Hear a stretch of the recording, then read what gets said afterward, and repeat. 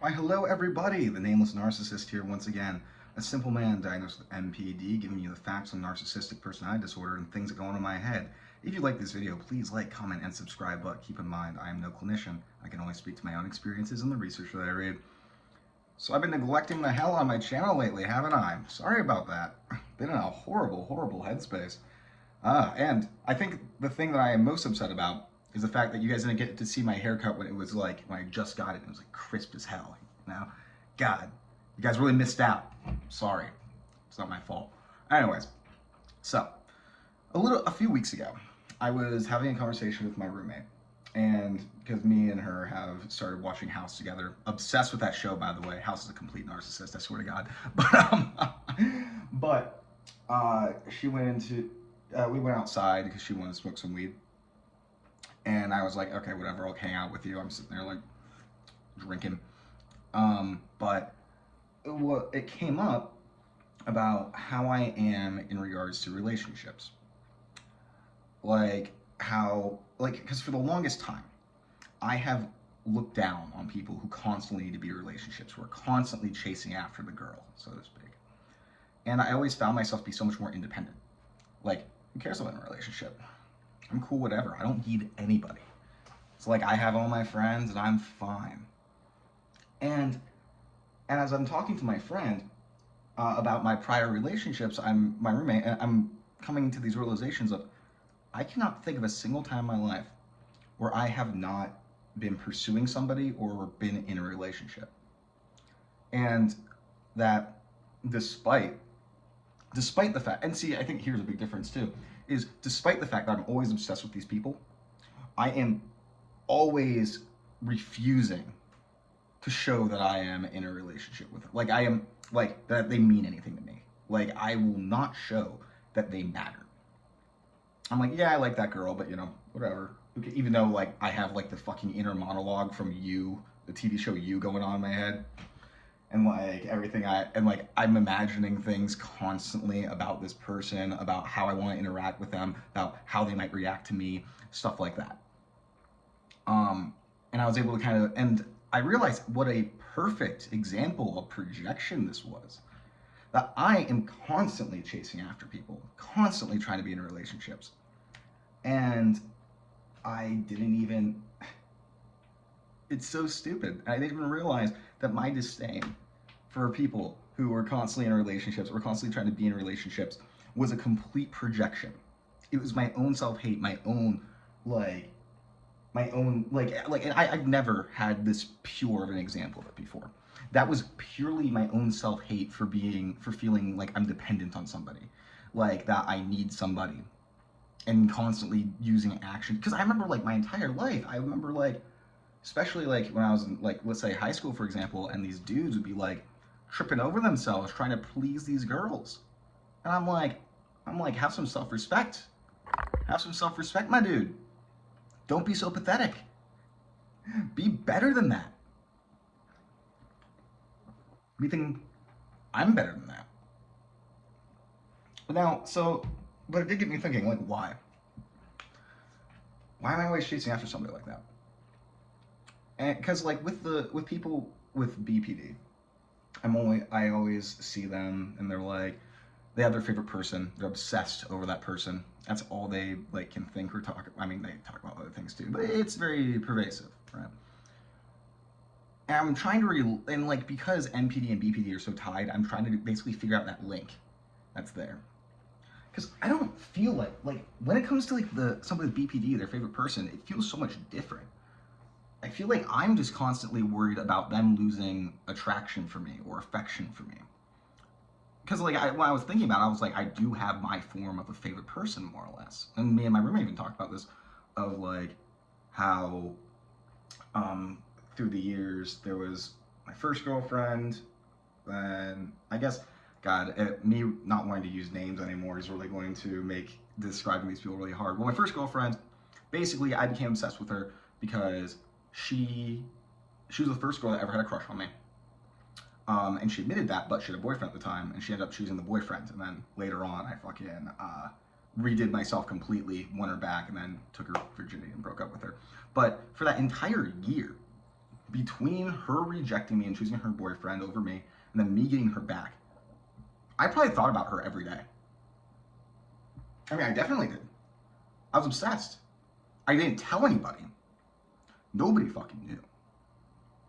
Like the most that I said, I mentioned to my friend Seth, who you guys might know, that I mentioned to him once that, yeah, I kind of miss her.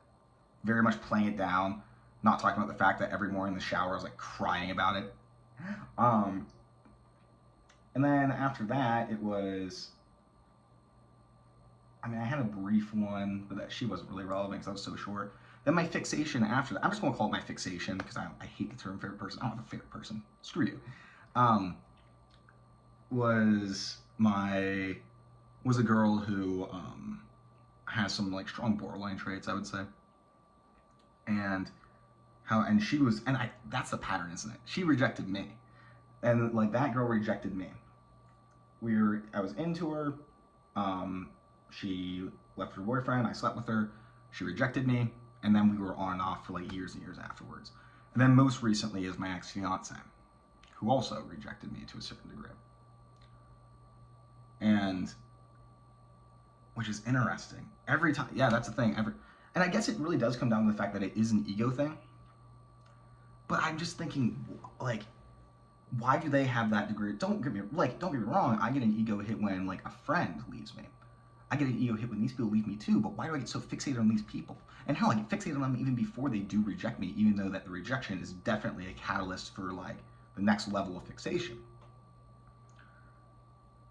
It's so weird. Maybe it's because with like a friend, there's like a lower bar of tolerance. While with a romantic relationship, it's a lot more all-encompassing. But so fascinating. And I'm like sitting here being like, and again, like my biggest thing about this is I just I can't believe how blind I was to that projection. I remember I was talking to my roommate about it, and she's known me like forever. And she was like, I thought that, like they literally said, I thought that was so obvious that like it wasn't, that you didn't even find it worth mentioning. Hence why we never really talked about it. Which I was like, okay, I guess I completely misread this situation. I completely misread everything about myself. It's very interesting. Very interesting. So I'm sitting here now thinking how I want to proceed from here. Because I'm like, is it possible for me to have an interest in somebody without it getting to, and I would say that like, okay, let's take my fixation person, right? I can have like mini fixations along the way that don't last nearly as long, but it always comes back to that one person. Anyways, no privacy here, fucking hell. But yeah, ultimately, see, and I think this is very important, and I think when it comes down to it, everything that has to do with how a narcissist functions is self-esteem regulation. And that may not be the only thing, right?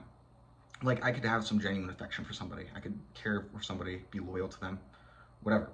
But at the end of the day, the thing that we care about the most is self-esteem regulation, because that's just the way our brains are wired. We constantly are craving that dopamine hit from somebody telling us that we're fucking awesome, right? So it's very tricky to kind of discern where that ends.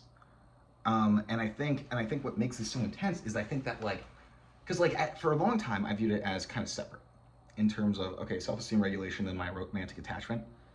But I think they might be intrinsically mixed, that I cannot view romantic attraction outside this lens of self-esteem regulation. So I'm like in love with somebody, so to speak, and everything, but that love is viewed through that grandiose hierarchical lens. I'm unable to love without it affecting my self-esteem. And I feel like I've been doing a misjustice by saying that they're just two separate phenomena. It's like, me getting broken up with, it's not just the heartbreak, it's that I cannot be loved and I cannot love, and that hurts my self-esteem. And I think that hits my self-esteem a lot harder than platonic friendships and stuff, because I think this probably most accurately represents, I think, one of the core wounds of narcissism is of feeling unlovable as a child and only lovable through your own achievements and what you can prove. I guess that's what I'm doing right now, at least. Which makes it interesting. It's very interesting. I don't know, which is kind of sad to think about, honestly. That I can't have that, like, kind of pure love, so to speak. That, like, even love impacts my self-esteem. Yeah, that might be it. It's that I am loving these people in the only way that I can, or that I'm trying to. But the love itself impacts my self-esteem. So everything impacts my self-esteem. I'm feeling that person is beneath me impacts my self-esteem. God. I still just can't get over how blind I was that projection. I really can't. Oh well. I'll end it here in case my fucking roommate comes back out again. I swear to God. Hope you all have a good day. Take your fucking meds, please.